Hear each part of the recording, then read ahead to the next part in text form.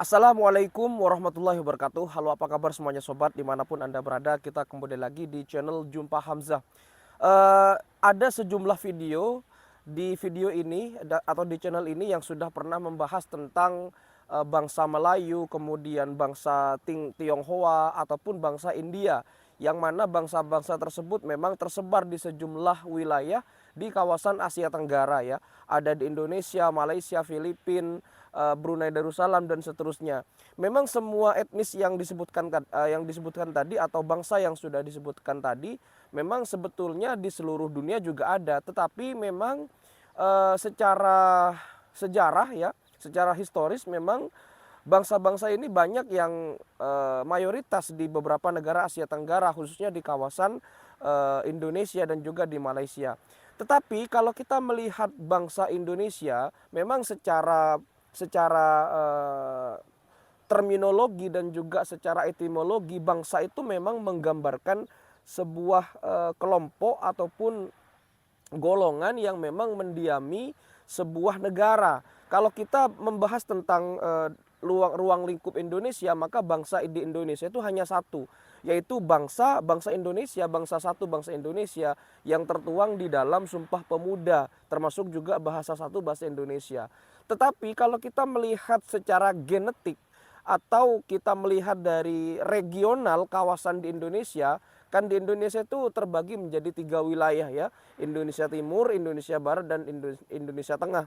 Kalau kita melihat secara klasifikasi postur tubuh, kemudian dari segi perawakan, maka orang Indonesia itu setidaknya berbeda antara kawasan Indonesia Barat dan juga kawasan Indonesia bagian timur ya. Kalau Indonesia bagian tengah itu lebih condong kepada Indonesia Barat, mirip-mirip. Tetapi khusus Indonesia bagian timur ini secara penampilan dan perawakan mereka berbeda. Apa mungkin mereka itu berasal dari nenek moyang yang berbeda?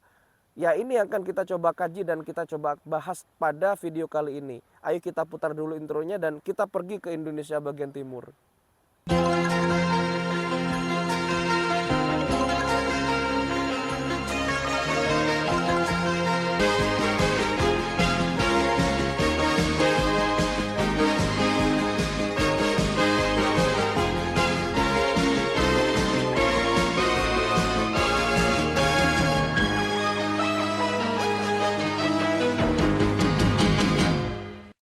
Secara garis besar, orang-orang yang ada di kawasan Asia Tenggara memang adalah orang-orang yang hampir mirip dengan orang-orang yang ada di Kepulauan Nusantara atau di Indonesia itu. Karena secara postur tubuh, secara perawakan, mereka sebetulnya berasal dari bangsa yang sama, yaitu bangsa Austronesia. Karena kita mengenal bahwa kata-kata bangsa itu secara harfiah adalah suatu kelompok atau sebuah golongan yang mendiami suatu negara yang memiliki ciri khas, kemudian mereka membuat peradaban dan seterusnya. Jadi seperti itu kalau pengertian secara harfiah. Tetapi kalau kita mengacu kepada bangsa Austronesia, maka sebetulnya bangsa Austronesia ini memang sangat identik dengan kawasan di Asia Tenggara, khususnya di Indonesia, Filipina, Brunei, dan ya memang sih daerah Timur Leste itu agak berbeda secara perawakan, dan ini akan kita cari tahu di video ini.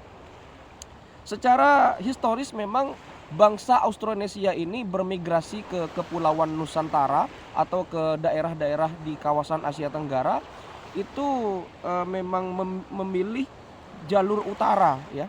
Mereka memilih jalur utara dari Taiwan, kemudian sampai ke Filipina, dan akhirnya sampai ke Kalimantan, Sumatera, kemudian sampai ke Pulau Jawa, dan akhirnya menyebar mereka itu sampai ke beberapa daerah di Nusantara, dan akhirnya mereka banyak memberikan pengaruh yang cukup besar terkait dengan peradaban, kepercayaan, yang pastinya mereka adalah bangsa-bangsa yang tentunya nanti akan memulai sebuah peradaban di kawasan Asia Tenggara itu.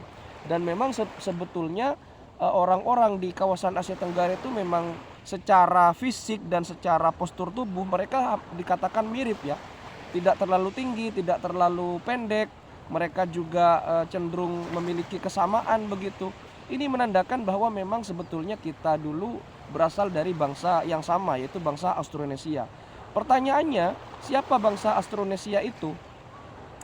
Secara harfiah atau secara etimologis, Austronesia itu berasal dari bahasa Yunani yang terdiri dari dari dua kata, yaitu adalah Australis dan juga Nesos. Australis berarti dia adalah berasal dari kata selatan, jadi dia ada di kawasan selatan. Kemudian Nesos itu berarti pulau, sehingga kalau diartikan Austronesia berarti pulau selatan. Ya memang kalau kita melihat Taiwan itu kan ada di kawasan selatan benua Asia. Sehingga hal ini membuat orang-orang di kawasan Asia Tenggara, khususnya orang Indonesia, kita tidak berbicara bangsa Melayu ya, karena memang semuanya itu konon berasal dari sana secara garis besar dan secara global. Memang sebetulnya ada beberapa kedatangan bangsa Austronesia ini secara garis besar, tapi kita akan lebih mengerucut kepada kawasan di Indonesia, yang mana kawasan di Indonesia itu terbagi menjadi 3 secara administratif dan secara geografis. Ada Indonesia bagian timur, Indonesia bagian tengah, dan Indonesia bagian barat. Kalau kita melihat orang-orang Indonesia di kawasan Indonesia bagian tengah dan Indonesia bagian barat, sebetulnya mirip-mirip ini.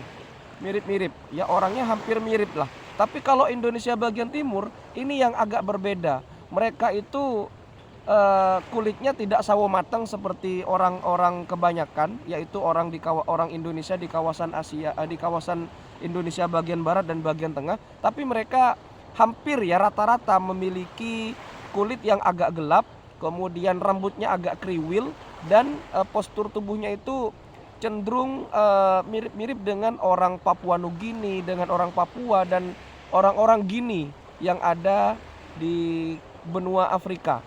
Nah, pertanyaannya, dari mana orang-orang ini berasal? Apakah memang suku atau bangsa Austronesia tidak mempengaruhi wilayah yang di Indonesia Timur itu? Nah, jadi ada sebuah teori yang mengatakan bahwa sebetulnya kawasan Asia Tenggara termasuk juga Indonesia itu tidak serta-merta didominasi oleh bangsa Austronesia, tapi ada satu bangsa lagi, yaitu bangsa Melanesia. Nah, siapa bangsa Melanesia ini? Kita kenalan dulu kepada namanya. Jadi nama Melanesia itu awalnya dipopulerkan dan ditemukan oleh penjelajah Prancis tahun 1790 hingga tahun 1842, bernama Jules Dumont d'Urville. Nah, beliau itu menjelajah kawasan Asia Tenggara dan beliau sampai di Lautan Pasifik, di mana secara harfiah memang arti dari Melanesia itu berarti adalah nusa dan hitam, ya. Melanesia berasal dari bahasa Yunani, mirip dengan Austronesia. Terdiri dari dua kata, yaitu melano berarti hitam, kemudian nusa berarti pulau. Jadi pulau yang hitam. Nah, ada kemungkinan kawasan-kawasan seperti Gini, Papua Nugini, Papua, kemudian orang-orang Indonesia bagian timur ini dipengaruhi oleh gen dan juga dipengaruhi oleh peradaban serta masyarakat di sana hampir mirip-mirip dengan bangsa Melanesia.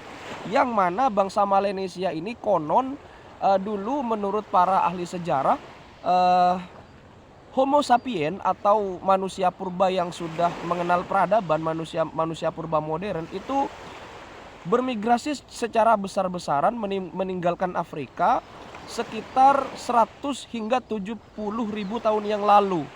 Kenapa mereka bermigrasi? Karena mereka mencari penghidupan baru pasca zaman es. Ya, ketika zaman es mencair, mereka mencari peradaban baru, dan setelah itu mereka sampai ke kepulauan-kepulauan yang ada di sekitar benua Afrika. Ya, entah itu Gini, kalau Gini kan memang ada di kawasan Afrika. Entah itu Taiwan, entah itu Asia, bahkan di beberapa negara Amerika hingga Eropa sekalipun ada bangsa Melanesianya.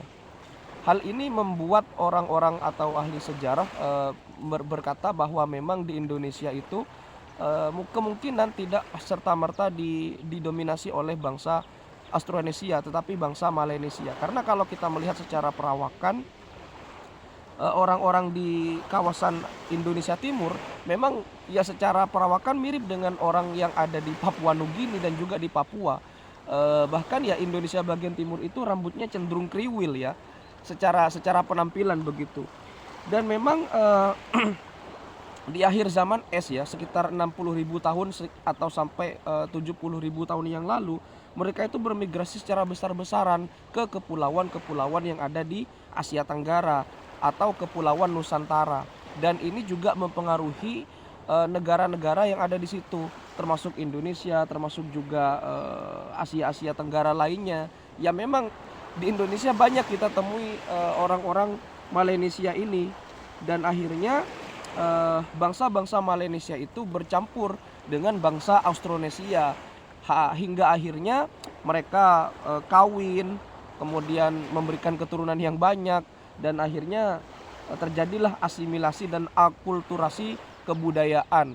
Tapi secara sejarah dan secara historis memang bangsa Indonesia itu sebetulnya satu, tapi secara kasat mata atau secara perawakan dan penampakan, orang Indonesia itu memiliki dua subbangsa atau dua nenek moyang ya, bangsa Austronesia dan juga bangsa Melanesia, di mana keduanya itu memang sebetulnya dipengaruhi oleh faktor-faktor geografis dan faktor-faktor genetik lainnya.